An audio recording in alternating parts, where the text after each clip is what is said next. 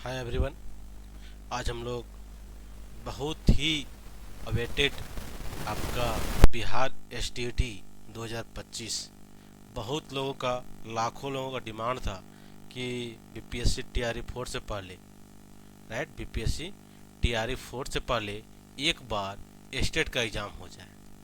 वैसे बहुत को कैंडिडेट हैं जो आपका समझा जाए तो 24-25 में आपका उसका बीएड कंप्लीट हुआ है। तो सभी लोग का डिमांड था कि कम से कम ए स्टेट जो आपका ये टीटी एग्ज़ाम है, ठीक है, ये क्या होना चाहिए, जो आपका टीटी एग्ज़ाम है ये आपका एक बार कम से कम होना चाहिए। क्या होना चाहिए? State TET. तो आपका चलिए, गवर्नमेंट भी आप लोग का सुन ली है। अब बहुत जल्द इसका नोटिफिकेशन भी आप लोग आएगी कि आप कब से इसका फॉर्म अप्लाई करना है। और अगर अब हम बात करें, हम लोग जिस टाइप से सूत्रों से पता चल रही है कि एक्सपेक्टेड डेट, इसको बात तो हम लोग किया जाए कि कब तक किया जाएगा। तो एक्सपेक्टेड डेट की बात किया जाए यहाँ पे, तो संभावना बन रही है कि आपका मई के लास्ट, जो मई चल रहा है इसका लास्ट में आपको यहाँ पे नोटिफिकेशन दिख सकती है। क्योंकि बिहार में चुनाव है तो वहाँ पे क्या होता है, सारा प्रक्रिया फास्ट चलती है। अदर स्टेट कंपेयर में बिहार में बहुत ही अच्छा काम होती है, बहुत प्रोसेस फास्ट चलती है, ठीक है। अदर स्टेट में एक फाइल दूसरा फाइल तो 6 महीने लग जाता है, यहाँ पे 4 दिन में काम होता है, ठीक है। तो बहुत आगे बढ़ रहा है, उसी में आपको भी साथ चलना है। बिहार एसटीईटी जो भी उत्तीर्ण नहीं हुए हो, पिछला अगर 2024 की बात करें, 24 में भी एग्जाम हुआ इसका, 23 में भी एग्जाम हुआ था, ठीक है, और आपका एक 2019 में भी हुआ था। तो इधर देखिए हम लोग, तो जो 24 में हुए थे, ठीक है, कुछ आदमी रह गए होंगे, कुछ 80% आसपास रिजल्ट रहा था, तो जिसका भी नहीं क्वालिफाई हो सकते हुए होंगे, वो यहाँ पे आप दे के 25 में आपको 100% क्वालिफिकेशन करना है। 100% आपको प्रिपेयर होना है, जिससे कि आपका रिजल्ट रुके ना, आप क्वालिफाई हो जाए। क्योंकि यहाँ क्वालिफाई होइएगा तो उससे क्या होगा, पेपर 1 में आप बैठ सकते हैं। अगर पेपर 1 क्वालिफाई करते हैं तो 9-10 वाले रूल जा सकते हैं। और पेपर 2 क्वालिफाई करते हैं तो आपको कहाँ जाना पड़ेगा, आपको 11-12 में मिलेगा आपको, ठीक है। बाकी क्या होता है, बाकी आपका सीटेट के थ्रू होती है।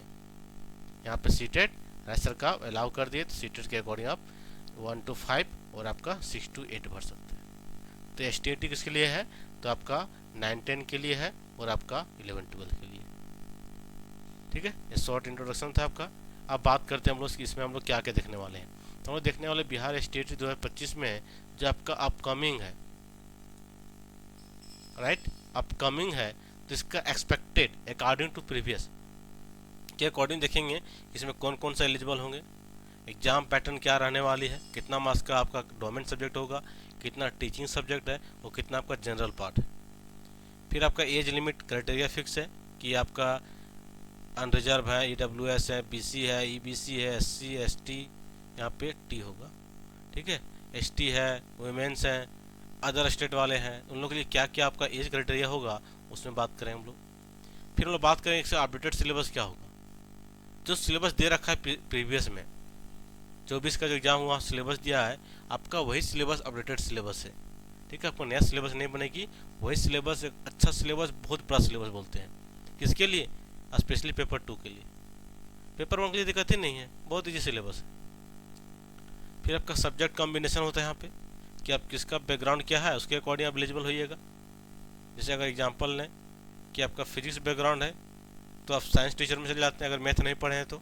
अगर मैथ लिए हैं तो आप मैथ में आ जाते हैं। तो सब्जेक्ट कॉम्बिनेशन की बात करेंगे। और हम लास्ट बात करेंगे क्वालिफिकेशन, सॉरी क्वालिफाइंग मार्क्स, कितना मार्क्स लगे कि क्वालिफाई हो जाइएगा, ठीक है। क्योंकि एग्जाम आपका 150 का होगा। एग्जाम कितना का होगा? 150 का होगा।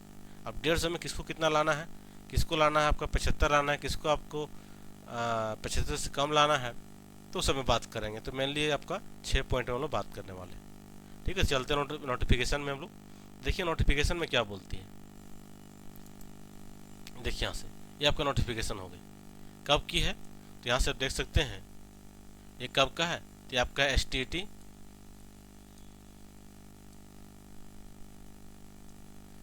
कब का देख रहे हैं हम लोग, ये देख रहे हैं हम लोग बिहार विद्यालय परीक्षा समिति, बीएसईबी, बिहार विद्यालय क्या होता है, बिहार, ठीक है, बिहार विद्यालय परीक्षा समिति, Bihar school of examination, BSEB, ठीक है। अब किसका है? 2024 का है। कब का है? 2024 का है। किसका है? तो एसटीटी का है, या एस्टेट बोलते हैं हम लोग। ठीक है, क्योंकि जो इसमें है वही प्रक्रिया आपको 2025 में देखने को मिलेगी। ठीक है, लगभग लगभग आपको 99% आपको ये सब देखने को मिलेगा। थोड़ा सा है, लेकिन उसका भी तो बिहार में कोई ज़्यादा चर्चा नहीं है कि न्यू एजुकेशन पॉलिसी अकॉर्डिंग डाला जाएगा। तो जहाँ तो उम्मीद है कि आपका पुराना सिस्टम से ही आने वाली है। अब देखिए यहाँ से हम लोग वन बाय वन बात करते हैं। इंपॉर्टेंट की बात करें हम लोग तो ये एसटीटी 2024 के लिए था। ठीक है, इसमें क्या होना चाहिए? पात्रता परीक्षा के बहु विकल्पीय होंगे, मतलब एमसीक्यू एग्जाम होगा आपका। क्या होगा एग्जाम? आपका एमसीक्यू होगा। जो भी नए अभ्यर्थी हैं बिल्कुल ध्यान से देखिएगा, सारा चीज़ आपको point one by one clear हो जाएगा। ये वीडियो देखने के बाद दूसरा वीडियो आपको देखना जरूरी नहीं पड़ेगा। पहला हो गया। दूसरा बोला प्रत्येक प्रश्न कितना होगा? 1 नंबर का होगा। प्रत्येक प्रश्न कितना होगा? तो आपका 1 नंबर का होगा। जब प्रत्येक प्रश्न आपका 1 नंबर है, ठीक है, प्रत्येक प्रश्न कितना आपका? 1 नंबर का आएगा। नेगेटिव मार्किंग है? नहीं है। मतलब सही होने से क्या मिलेगा आपको? 1 मार्क्स मिलेगा, और गलत होने से क्या बनेगा? 0 मार्क्स मिलेगा। बात समझ गए? यहाँ पे 2 पॉइंट। ठीक है, सही होने से क्या मिलेगा? 1 नंबर मिलेगा, और गलत होने पे 0 नंबर मिलेगा। नेगेटिव आपका नहीं है। आप देखते हैं नेगेटिव आपको काट देते हैं, नेगेटिव आपका नहीं है। इसी कारण एसटीटी पास करना आसान होती है थोड़ा। अब देखिए परीक्षा का पैटर्न। परीक्षा का विषय क्या है? तो माध्यमिक कक्षाओं के लिए निर्धारित पाठ्यक्रम के अनुसार पेपर 1 माध्यमिक के तहत आने वाले विषय तथा उच्च माध्यमिक कक्षाओं के लिए निर्धारित पाठ्यक्रम अनुसार पेपर 2 उच्च माध्यमिक के तहत आने वाले विषय का विवरण निम्नवत है। मतलब किसमें बात किया है? तो पेपर 1 माध्यमिक हो गया, और सीनियर सेकेंडरी क्या हो गया आपका? पेपर 2 उच्च माध्यमिक हो गया। चलिए अब देखते हैं यहाँ से। अब देखिए पेपर 1 की बात करती है।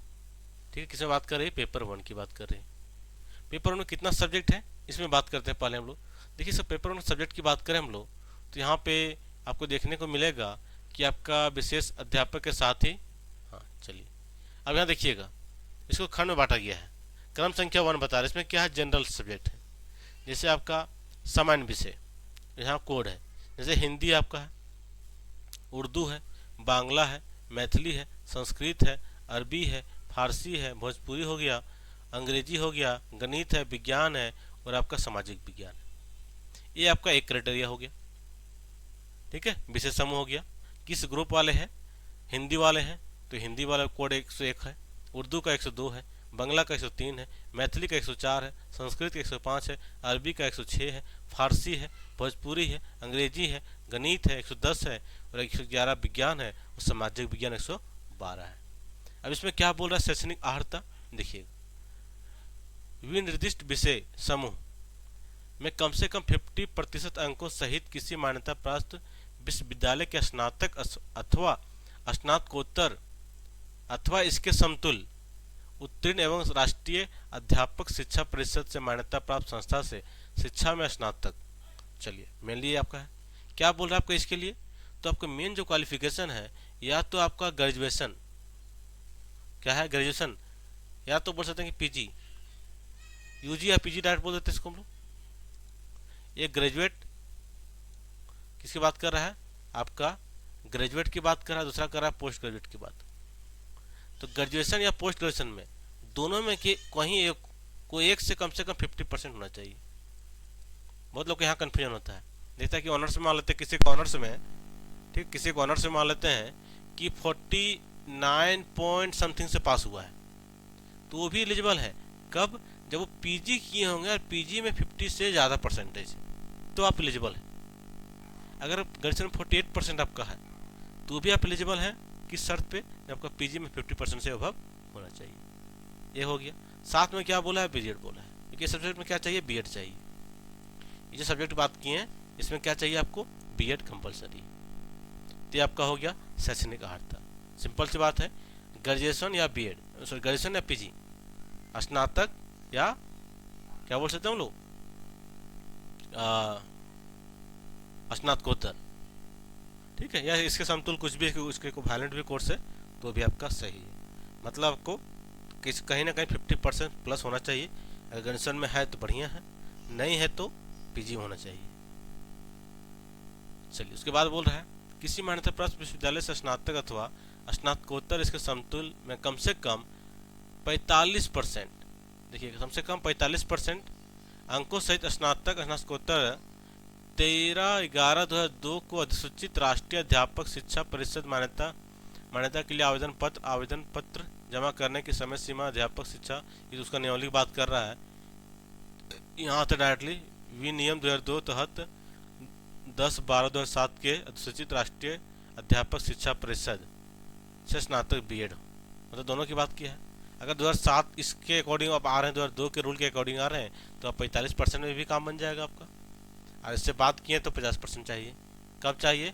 या तो यूजी में हो या तो कहा हो पीजी में हो। इसका यूजी में नहीं है तो पीजी में है तो भी आप एलिजिबल हैं। इसमें कितना चाहिए? 45% चाहिए और बीएड चाहिए इसके अकॉर्डिंग। इसके साथ ही जो आप न्यू जो आया है, जो भी लेटेस्ट में बीएड वगैरह कर रहे हैं तो 4 साल के पढ़ते हैं, तो उसके लिए भी पॉइंट मेंशन है कि राष्ट्रीय अध्यापक शिक्षा परिषद से मान्यता प्राप्त किसी भी संस्था से निर्दिष्ट विषय समूह में बीएड, क्या बात की है, बीएड बीएससी की 4 वर्षीय उपाधि, क्या चीज़ है, बीएससी एंड एड की 4 वर्षीय ब्याज, जिससे क्या होता है अभी इंटीग्रेटेड कोर्स चलती है। क्या चलती है? इंटीग्रेटेड। तो इंटीग्रेटेड में क्या होती है कि आपका बीएससी बीएड एक ही बार होता है, बीए बीएड एक ही बार होता है, तो उसके लिए बात किया कि 4 साल वाला अगर इंटीग्रेट किए हैं तो भी आप एलिजिबल हैं। चलिए इसके बाद आते हैं, ये समूह देख लिए। अब आता है शारीरिक शिक्षा में। तो शारीरिक शिक्षा के बारे में यहाँ पे पूरा दिया हुआ है टर्म को, ठीक है, कि आपका फिजिकल एजुकेशन टीचर में क्या क्या आपको चाहिए उसके बारे यहाँ पे वर्णन है, देखिए, ठीक है। एक वैकल्पिक विषय के रूप में शारीरिक शिक्षा के साथ 50% अंकों सहित शारीरिक शिक्षा में स्नातक, पहला पॉइंट। कोई एक सब्जेक्ट होना चाहिए जो शारीरिक शिक्षा पे। दूसरा बोल रहा है वैकल्पिक जो आपका विषय के रूप में शारीरिक शिक्षा के साथ 45% अंकों सहित शारीरिक शिक्षा में स्नातक उपाधि तथा एसोसिएशन ऑफ इंडियन यूनिवर्सिटी अथवा इंडियन ओलंपियाड एसोसिएशन द्वारा मान्यता प्राप्त राष्ट्रीय अथवा राज्य अथवा अंतर विश्वविद्यालय खेलकूद अथवा खेल प्रतियोगिता अथवा एथलीट में सहभागिता। मतलब ये नहीं है तो ये वाला भी चलेगा, कोई भी एक इसमें फिट हो रहा है तो आप एलिजिबल हैं। 45% अंकों के सहित स्नातक उपाधि तथा राष्ट्रीय अथवा राज्य अंतर विश्वविद्यालय खेलकूद अथवा खेलों प्रतियोगिता अथवा एथलीट में सहभागिता। क्या बोल रहा है देखिएगा, 45% अंकों सहित स्नातक उपाधि तथा राष्ट्रीय अथवा राज्य अंतर विश्वविद्यालय खेल। देखिए यहाँ पे कहीं से भी आप ऑनर्स इसमें और आप इस लेवल का अंतर विश्वविद्यालय खेलकूद अथवा खेलों प्रतियोगिता अथवा एथलीट में सहभागिता आपका है तो अभी आप एलिजिबल है। फिर यहाँ आ रहा है प्रतियोगिता सेवारत अभ्यर्थी अर्थात प्रशिक्षित शारीरिक अध्यापक कोच 45% अंकों सहित स्नातक तथा शारीरिक राष्ट्रीय अध्यापक शिक्षा परिषद मान्यता मानदंड और क्रियाविधि विनियम 2009 के अनुसार कम से कम 3 वर्ष का अध्यापन अनुभव होना चाहिए, ये भी है एलिजिबिलिटी। तो इस टाइप से पीएच में देखा जाए तो अच्छा खासा एलिजिबिलिटी दिया है। इसमें आप इसका एक सेपरेट बना देंगे, ठीक है, फिजिकल टीचर का जो है शारीरिक शिक्षा का, इसको एक सेपरेट बना देंगे जिससे आपको पता चलेगा, ठीक है। देखिए आपका देखिए 1 2 3 4 5 6 7 8 9 10 11 12, अगर इसमें कहीं भी आप फिट बैठ रहे हैं, ठीक है, तो आप एलिजिबल हैं। जितना भी देख रहे हैं इसको पढ़ लीजिएगा जो शारीरिक शिक्षा के लिए अप्लाई करते हैं। इसमें से कोई भी आप एक फिलफिल कर रहे हैं तो आप एलिजिबल।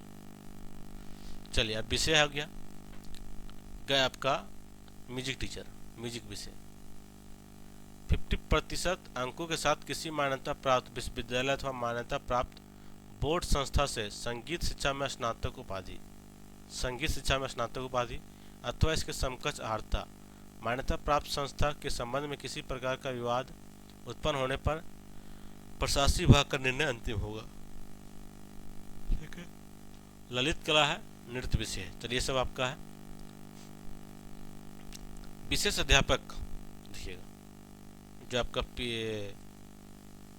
ठीक है, विशेष विद्यालय अध्यापक के लिए न्यूनतम 50% अंकों के साथ किसी मान्यता प्राप्त विद्यालय से स्नातक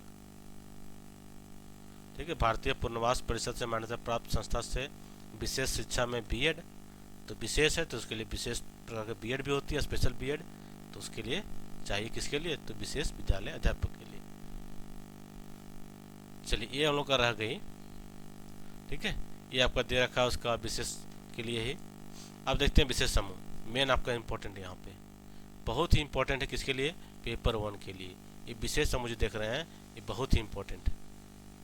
ठीक है, ये विशेष समूह देख रहे हैं ना, ये बहुत ही इंपॉर्टेंट आपके लिए, क्योंकि यहाँ पे बहुत लोग कन्फ्यूजन में क्या करता है कि फॉर्म भर देते हैं, एग्जाम दे देते हैं, जब टीचर की रिक्वायरमेंट आएगी टीआरई में तो वहाँ पे आपको बाहर कर दिया जाएगा, क्योंकि आपको सब्जेक्ट कॉम्बिनेशन में से नहीं करेगा। अब बहुत लोग टीआरई 1, 2 इस सबसे बाहर हो चुके हैं। देखिए गणित के लिए कौन एलिजिबल है, ठीक है, गणित के लिए कौन एलिजिबल है, स्नातक स्तर पर गणित के साथ भौतिकी, ध्यान रखिएगा, स्नातक स्तर पर गणित के साथ भौतिकी, इलेक्ट्रॉनिक्स, कंप्यूटर साइंस, रसायन विज्ञान, सांख्यिकी विषय में कोई 2 विषय, अब इतना में से क्या है, कोई 2 विषय स्नातक स्तर पर पठित हो अथवा इंजीनियरिंग से, इंजीनियरिंग देखिए क्या लिख रहा है, अथवा इंजीनियरिंग से स्नातक जिसमें गणित की विशेषता हो।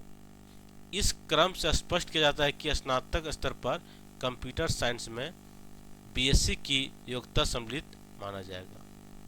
बस समझ यहाँ पे देखिए बहुत अच्छा पॉइंट लिखा है कि यहाँ सारा कन्फ्यूजन आपका, बहुत कन्फ्यूजन हटेगा। यहाँ पे क्या बोल रहा है, सिंपली बात, मैथ के साथ कौन एलिजिबल होंगे, तो बोल रहा है गणित, स्नातक स्तर पर गणित के साथ फिजिक्स, इलेक्ट्रॉनिक्स, कंप्यूटर, रसायन विज्ञान, सांख्यिकी विषय में से कोई 2, क्या बोल रहा है, कोई 2 विषय स्नातक स्तर पर पठित हो, अथवा, अब देखिएगा जो बीटेक किए उन लोग के लिए भी है, अथवा इंजीनियरिंग से स्नातक जिसमें गणित की विशेषता हो।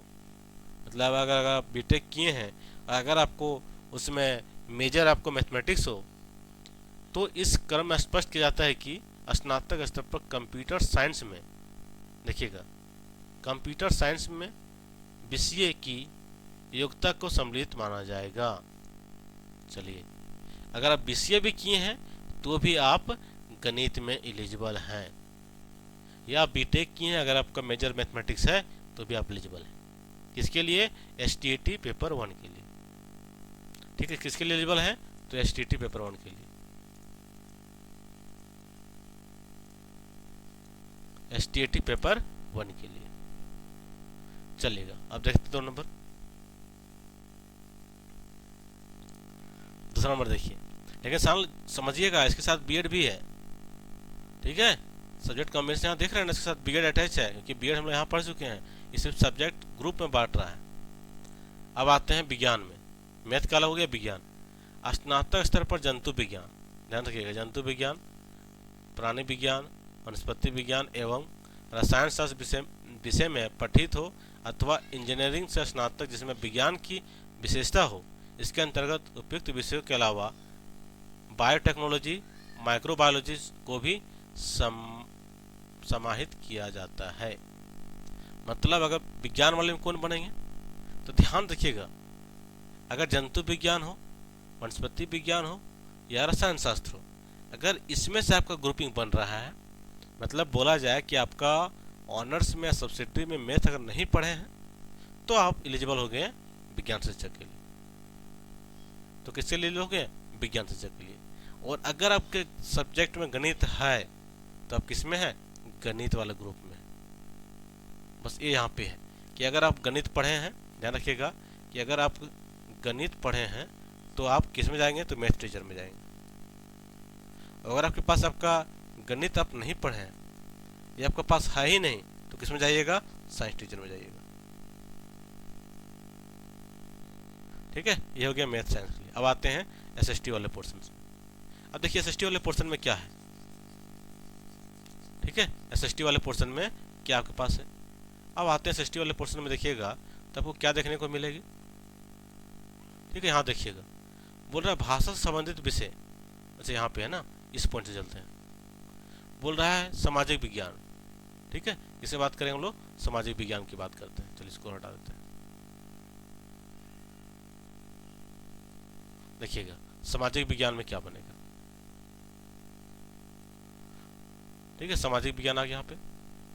स्नातक स्तर पर सहायक विषय या प्रतिष्ठा, मतलब सब्सिडरी या फिर ऑनर्स, सब्सिडरी या फिर ऑनर्स के अंतर्गत इतिहास, ध्यान रखिएगा, हिस्ट्री, भूगोल, ज्योग्राफी, अर्थशास्त्र, राजनीति शास्त्र, क्या क्या सब्जेक्ट है, इतिहास, भूगोल, अर्थशास्त्र, राजनीति शास्त्र में से किसी दो विषय में उत्तीर्ण हो।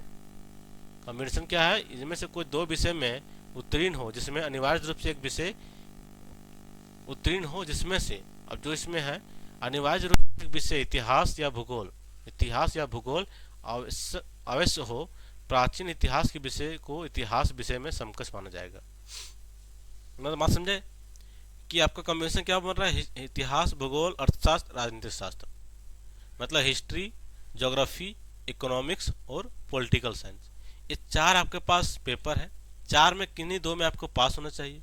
और पास होने में अनिवार्य रूप से क्या बोल दिया है, तो यहाँ बोल रहा है अनिवार्य रूप से कि एक विषय, ठीक है, एक विषय इतिहास या भूगोल अवश्य हो।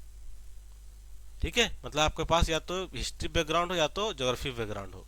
इसके अलावा सहायक सब्जेक्ट में सब है तो भी आप एलिजिबल है। मान लेते हैं आपका हिस्ट्री है, जैसे मान लेते हैं कि आप हिस्ट्री बैकग्राउंड है, हिस्ट्री है, और उसके साथ आप क्या पढ़ लिए हैं, हम इकोनॉमिक्स रख लिए हैं, क्या रख लिए हैं, आप इकोनॉमिक्स रख लिए हैं, तो आप एलिजिबल हैं। कोई हिस्ट्री साथ क्या रख लिया है, मान लेते हैं हिस्ट्री साथ रख लिया है, ज्योग्राफी रख लिया है, तो भी एलिजिबल है। आप हिस्ट्री साथ क्या रख लिए हैं, तो पॉलिटिकल रख लिए हैं, तो भी आप एलिजिबल हैं। पॉलिटिकल साइंस रख लिए तो भी आप एलिजिबल है। हो गया। दूसरा बन सकता है ज्योग्राफी साथ, कि आपका ज्योग्राफी ऑनर्स है, ज्योग्राफी साथ हिस्ट्री है तो भी आप एलिजिबल हैं। ज्योग्राफी साथ इकोनॉमिक्स है तो भी आप एलिजिबल हैं। ज्योग्राफी के साथ आपका पॉलिटिकल साइंस है तो भी आप एलिजिबल हैं। बस ये चीज़ है, लेकिन ऑनर्स आपको ज्योग्राफी या हिस्ट्री में होना चाहिए। ठीक है, क्योंकि इसमें फॉर्म में वही चीज़ लिख रही है। इतिहास या भूगोल अवश्य हो। प्राचीन इतिहास, देखिए कहीं कहीं क्या होता है कि जो इतिहास है ना, इसका अलग अलग खंड हो जाता है।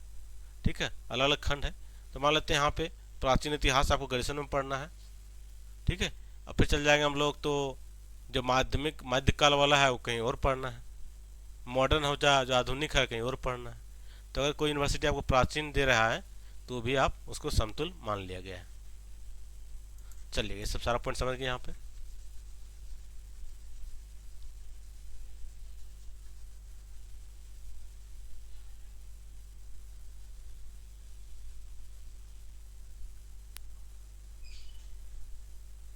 चलिए अब देखिएगा यहाँ पे।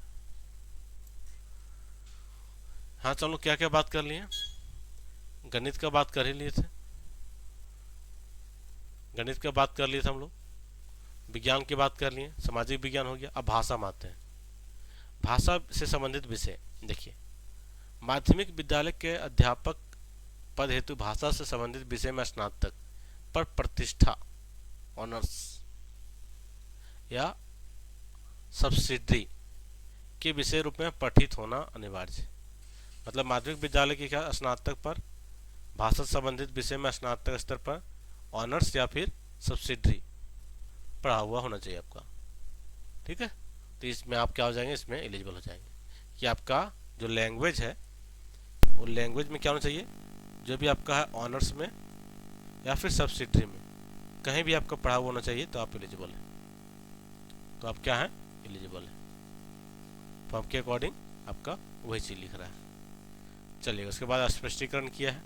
स्पष्टीकरण क्या कर रहा है, शिक्षण एवं प्रशिक्षण के किसी भी उपाधि की मान्यता के बिंदु पर अथवा किसी उपाधि विशेष की समतुलता के बिंदु पर किसी भी प्रकार का विवाद की स्थिति में राष्ट्रीय अध्यापक शिक्षा परिषद एनसीटी के परामर्श से विभाग निर्णय अंतिम होगा। अगर कहीं कन्फ्यूजन होता है तो विभाग कहाँ पे थोप दिया, एनसीटी पे थोप दिया कि एनसी अकॉर्डिंग अगर सही रहा तो उसके अकॉर्डिंग सही मानेंगे, अगर हमसे गलती भी हो जाए और एनसीटी कुछ और बोलेगा तो उसी को बात को मानेगा। तो ये हो गया आपका पेपर 1 का। ठीक है, ये हो गया आपका पेपर 1 का कॉन्सेप्ट। ठीक है, पेपर 1 का कॉन्सेप्ट हो गया। अब आते पेपर 2 में। ठीक है, सारे से समझ गए हैं। पेपर 2 में आते हैं, देखिए पेपर 2 में क्या बोल रहा है। देखिए पेपर 2 की बात करते हैं हम लोग। देखिए किसमें बात करें हम लोग, पेपर 2 में क्या होना चाहिए। तो देखिए पहले है सामान्य विषय हिंदी है। देखिए पेपर 2 में बहुत सारा सब्जेक्ट आती है, सभी का अलग सेपरेट है। उर्दू है, अंग्रेजी है, संस्कृत, बांग्ला, मैथिली, मगही, अरबी, फारसी, भोजपुरी, पाली, प्राकृत, गणित, भौतिकी विज्ञान, रसायन विज्ञान, जंतु विज्ञान, इतिहास, भूगोल, राजनीति शास्त्र, समाज शास्त्र, अर्थशास्त्र, दर्शन शास्त्र, मनोविज्ञान, क्या है, मनोविज्ञान है, गिरा विज्ञान है, वनस्पति विज्ञान है। तो सारा हो गया आपका। फिर आपका दे रखा है कॉमर्स के लिए अलग यहाँ पे निकलता है, ठीक है। फिर कंप्यूटर साइंस का आता है आपके पास। तो इस टाइप से देखा जाए फिर आपका एग्रीकल्चर का भी फॉर्म आता है, ठीक है। एग्रीकल्चर सब्जेक्ट से आप है तो भी आप बन सकते हैं टीचर में। फिर आपका यहाँ पे संगीत का हो गया 5 नंबर। अब देखिए इतना सब्जेक्ट है, इसके लिए क्या चाहिए, तो यहाँ से हम लोग देखते हैं। सिंपल सी बात करते हैं, उसी में सभी चार के लिए सेम कॉन्सेप्ट। देखिए क्वालिफिकेशन में क्या बोला है, निर्दिष्ट विषय में कम से कम 50% अंकों के सहित किसी मान्यता प्राप्त विश्वविद्यालय से स्नातकोत्तर उत्तीर्ण एवं राष्ट्रीय अध्यापक शिक्षा परिषद से मान्यता प्राप्त संस्था से शिक्षा में स्नातक हो।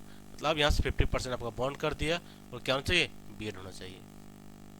पेपर 1 में क्या था, तो 50% कहीं भी ला सकते हैं आप, या तो यूजी में ला सकते हैं या तो पीजी में ला सकते हैं, आप एलिजिबल हैं, दोनों में एलिजिबल हैं। लेकिन यहाँ पे क्या है, यहाँ पे पीजी में चाहिए आपको, पोस्ट ग्रेजुएट टीचर है। तो पीजी 50% और बीएड 50% से कम है। तो किस किस से एलिजिबल होंगे, जब आपका नियमावली 10/12/2007 के, ठीक है, अधिसूचना राष्ट्रीय अध्यापक शिक्षा परिषद के होगा, तो आप 45% में एलिजिबल हैं।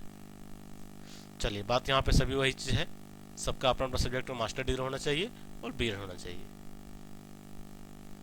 चलिए यहाँ पे मेन बात आती है कंप्यूटर साइंस में। देखिए कंप्यूटर साइंस में कौन कौन एलिजिबल होते हैं, यहाँ पे बात कर लेते हैं कंप्यूटर साइंस में।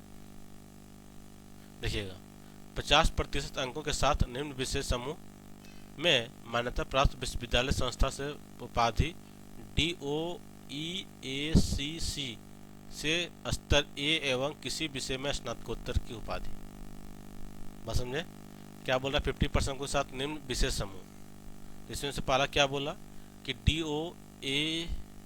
DOEACC, ये देख रहे हैं, स्तर ए लेवल ए का होना चाहिए और कोई भी सब्जेक्ट में पीजी होना चाहिए, तो आप एलिजिबल है। दूसरा कंडीशन, किसी मान्यता प्राप्त विश्वविद्यालय से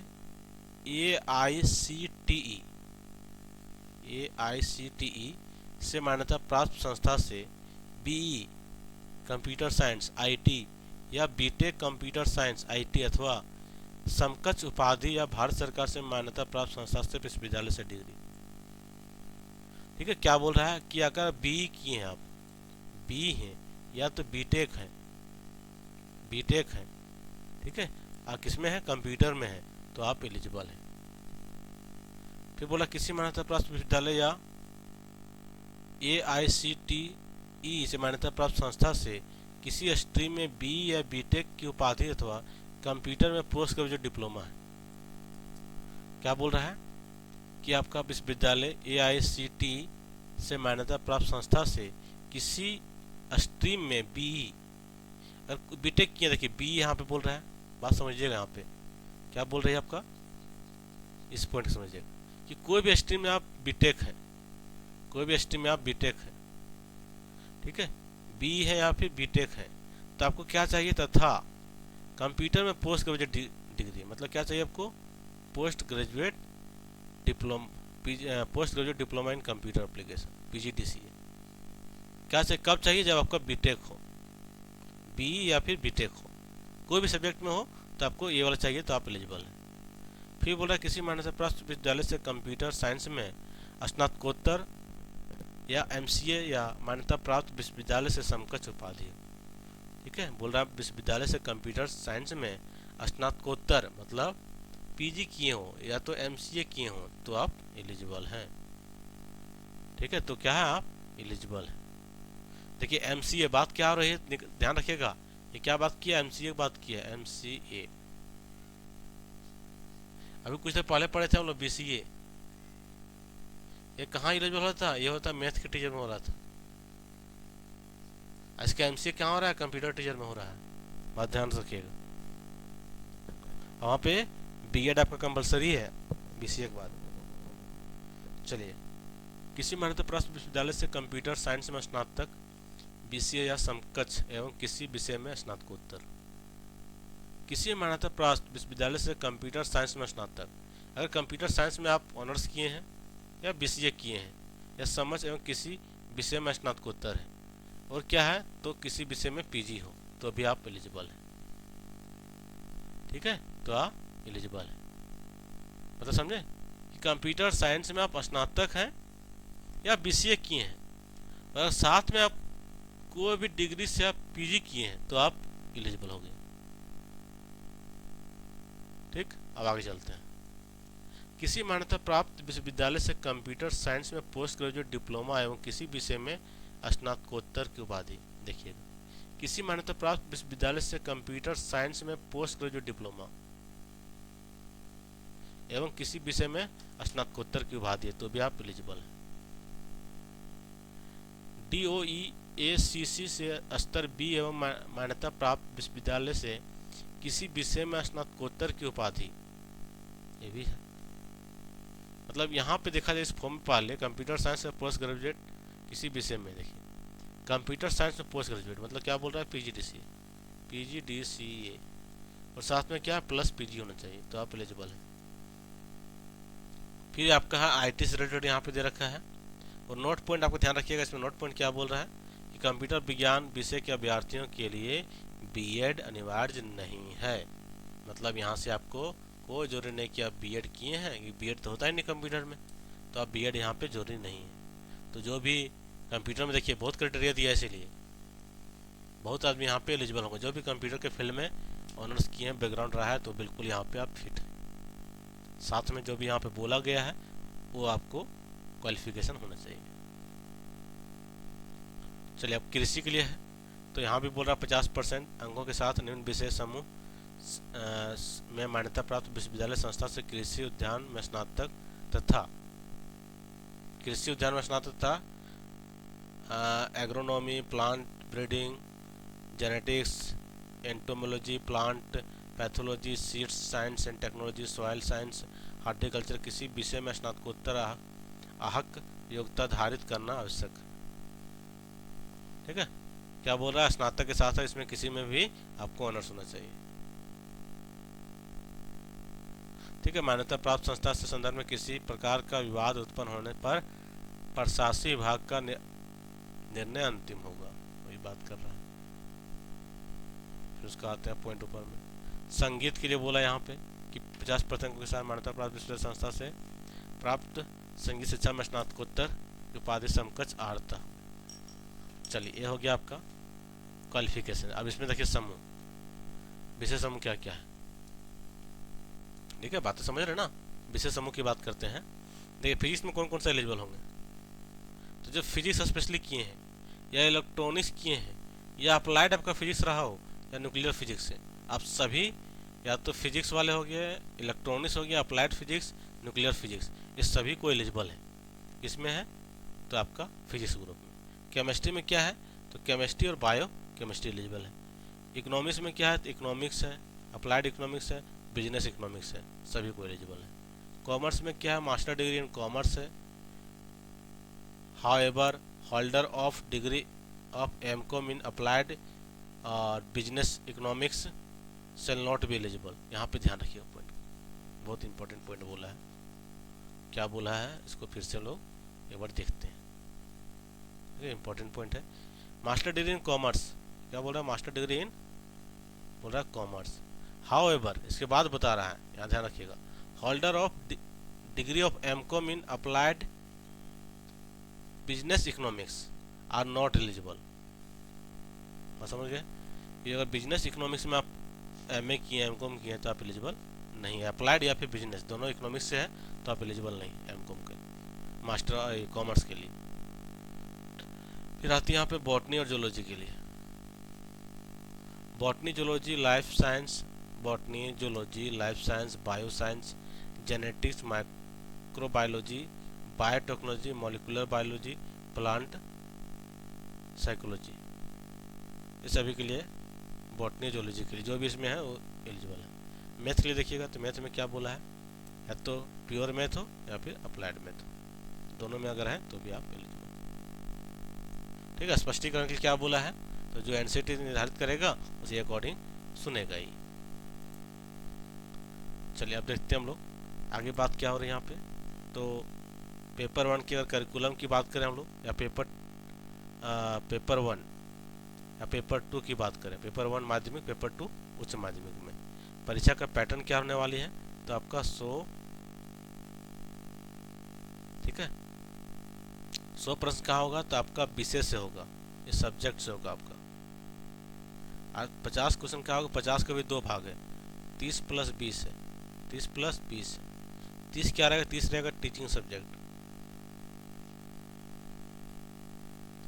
30 क्या रहेगा, टीचिंग सब्जेक्ट रहेगा। अरे 20 क्या रहेगा, ये 20 रहेगा आपके पास जनरल, जीएस बोल सकते हैं। इसके अंदर क्या आएगा, इसके अंदर मैथ भी आएगा, रीजनिंग भी आएगा, ठीक है, मैथ रीजनिंग हो गया, और आपका क्या बोलते हैं उसको हम लोग, ईवीएस वगैरह रहेगा, और जीएस रहेगा, मतलब 4 पोर्शन यहाँ पे है आपका। तो इस अकॉर्डिंग आपका काम हो गया। ये किसके लिए बात करें, 30 के लिए बात करूँगा। ठीक है, 30 में क्या है देखिए, 30 में आपके पास 4 सब्जेक्ट है। पहला आपका है गणित, दूसरा आपके पास रीजनिंग पूछेगा,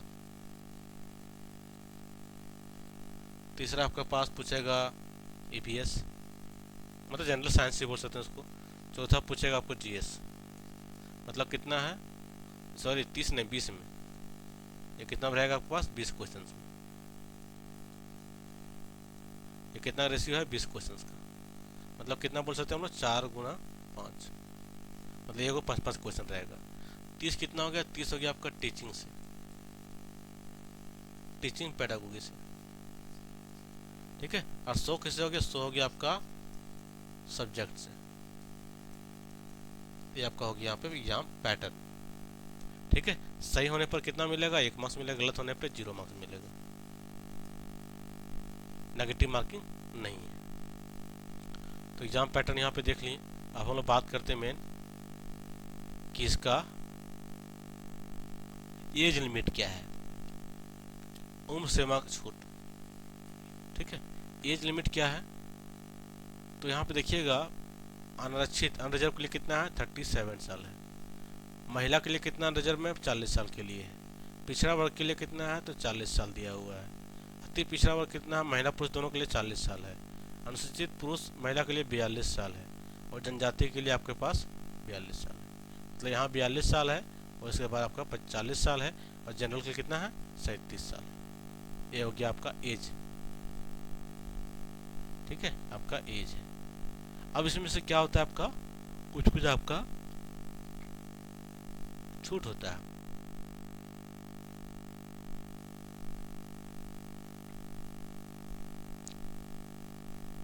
चलिएगा, अब आते हैं उत्तीर्णता में कि आपको क्वालिफाइंग मार्क्स कितना होगा। तो आपका एग्जाम कितना हो रहा है, 150 नंबर का। कितना हो रहा है एग्जाम आपका, 150 नंबर। पैटर्न कितना है, तो 100 + 30 + 20। 100 क्या है, डोमेन सब्जेक्ट है, 30 क्या आपका है, टीचिंग है, 20 आपका जनरल पार्ट। क्वालिफाइंग कितना चाहिए, जनरल या अदर स्टेट, जनरल या अदर स्टेट यहाँ बोल सकते हैं।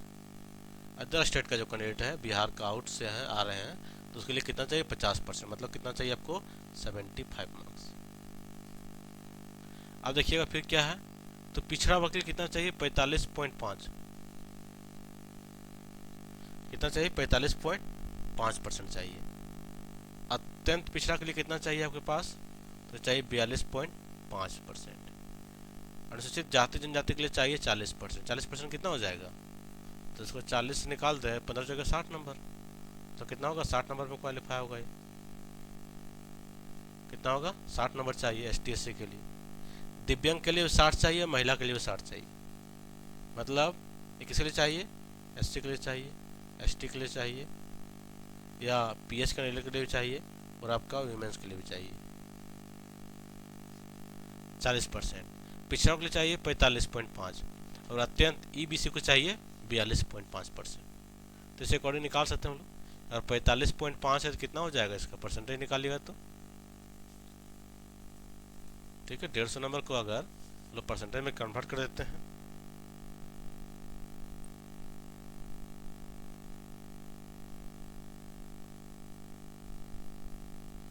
डेढ़ सौ को परसेंटेज में कन्वर्ट करें कितना है, तो 45.5 है।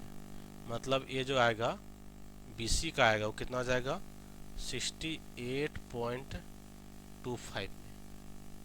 और आपका ईबीसी कितना आ जाएगा, तो ईबीसी आ जाएगा, ये हो गया बीसी के लिए। अब ईबीसी की बात करें यहाँ पे, ईबीसी क्वालिफाई होगा कितना परसेंट है, तो आपका 42.5 है, तो हो जाएगा 63। एक इसके लिए कितना चाहिए आपको, 63.75 चाहिए। तो समझे, अगर महिला है, एसटी एससी से आते हैं या दिव्यांग हैं, तो आपको चाहिए 150 में कितना चाहिए आपको, 60 चाहिए। कितना चाहिए आपको, 60 चाहिए। दूसरा कैटेगरी कौन आएगा, ईबीसी। ईबीसी के लिए कितना चाहिए, तो 63.75 चाहिए। ठीक है, फिर क्या होगा, बीसी आएगा, तो बीसी के लिए कितना चाहिए आपको, 68.25 चाहिए। फिर आपका जनरल आ जाएगा या फिर ईडब्ल्यूएस आ जाएगा, इसके लिए कितना चाहिए आपको, तो आपको चाहिए 50%, मतलब 75 नंबर। मतलब देखिए क्वालिफाइंग कहाँ से स्टार्ट हो जाएगा आपका एग्जाम में क्वालिफाइंग स्टार्ट होगा, 60 नंबर वाला भी लोग क्वालिफाई होंगे, 63.75 वाले भी क्वालिफाई होंगे, 68.25 वाले भी क्वालिफाई होंगे, और जो जनरल हैं वो ईडब्ल्यूएस है वो 75 नंबर लाएंगे तब क्वालिफाई होंगे। ठीक है, रिजर्वेशन किसके लिए मिलता है, जो बिहार का रेसिडेंशियल है उसको रिजर्वेशन मिला जाता है। चलिए इसे हम लोग यहाँ पे देख लेंगे पूरा। ठीक है, इससे हम लोग पूरा कंसेप्ट यहाँ पे समझ गए कि आखिर यहाँ पे करना क्या है। तो चलिए दोनों से समझ गए, एज लिमिट, क्वालिफाइंग मार्क्स भी देख लिए कि 150 में अगर आपको कोशिश रखना है कि 75 प्लस हमेशा लाएं, जिससे क्या हो कि वहीं आगे चल के कभी दिक्कत हो का संभावना होने एक पॉइंट भी चांस ना रहे। ठीक है, सभी को ध्यान रखना है कि 75 से ऊपर नंबर लाना है, जिससे कभी भी कोई डाउट ना हो, कोई कन्फ्यूजन ना हो कि हम क्या कर रहे हैं। चलिएगा, फी स्ट्रक्चर जो आने वाली है आपका, तो उम्मीद है कि यही आसपास रहने वाला है, तो ये अपकमिंग है, इसको भी छोड़ देते हैं। ये फी स्ट्रक्चर हो सकता है कि थोड़ा बहुत वेरी करे, लेकिन आपको 90% चांस है कि यही आपका होने वाली है फिर से। चलिए, नॉर्मलाइजेशन यहाँ पे किया जाता है कि एग्जाम क्या होगा, सीबीटी मोड होगा। एग्जाम क्या होगा यहाँ पे, सीबीटी मोड होगा। तो सीबीटी मोड होगा, मल्टीपल शिफ्ट होगा, तो आपको क्या होता है, नॉर्मलाइजेशन होता है। ठीक है, नॉर्मलाइजेशन होगा। तो चलिए भी समझ गए। अब कुछ यहाँ पे लगता है पॉइंट तो रहा नहीं वैसा।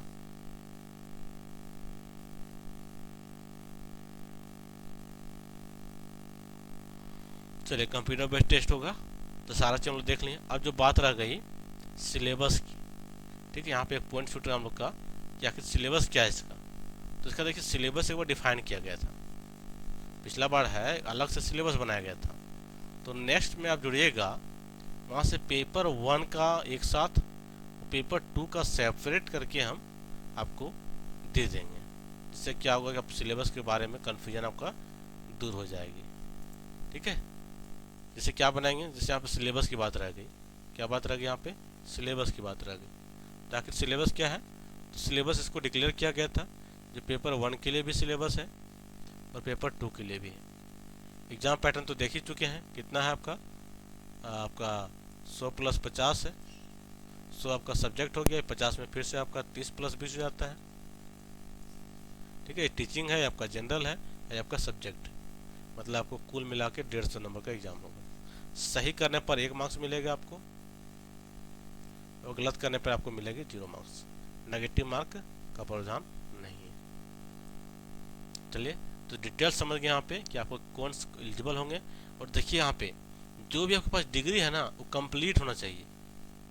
अपेयरिंग यहाँ पे नॉट एलिजिबल, अगर अपेयरिंग में है तो यहाँ पे आप एलिजिबिलिटी नहीं देती है, जबकि देना चाहिए, क्योंकि जब सीटेट हो रही है, सेंट्रल लेवल एनसीईटी बोल रही है कि वो तो दे रही है, लेकिन जो राज्य लेवल में है वो यहाँ पे नहीं दे रही आपको। ठीक है, लेकिन अपेयरिंग वाला को देना चाहिए था। ठीक है, चलिए आज को सेशन को यहाँ पे हम लोग ब्रेक लेते हैं, और सारा चीज़ हम लोग जिस पॉइंट में बातें कर रहे थे उस पॉइंट में पूरा हम लोग बात को यहाँ पे देखें कि आपका एलिजिबिलिटी में कौन एलिजिबल है, कौन ऑनर्स वाले हैं, एग्जाम का पैटर्न क्या है, 150 नंबर का ऑनलाइन है, एज का लिमिट क्या है, अपडेटेड सिलेबस की बात की हम लोग, इसको हम लोग नेक्स्ट में देखेंगे। फिर हम लोग सब्जेक्ट कॉम्बिनेशन भी देख लिए, क्वालिफाइंग मार्क्स भी देखें कि सबके लिए क्या चाहिए। अनरिजर्व कितना चाहिए, तो 75 नंबर चाहिए। EWS भी 75 चाहिए। BC EBC कितना चाहिए, 68 चाहिए, 68.75 इसको चाहिए। फिर कुछ ST SC चाहिए आपको 40%, वोमेंस को चाहिए 40%, अदर्स को चाहिए आपको 75 नंबर। चलिए आज के लिए हम कवर करते हैं और नेक्स्ट हम लोग सिलेबस देखेंगे। ठीक है, सभी को थैंक यू। बाकी आपको अच्छा लगे तो चैनल को सब्सक्राइब कर लीजिएगा।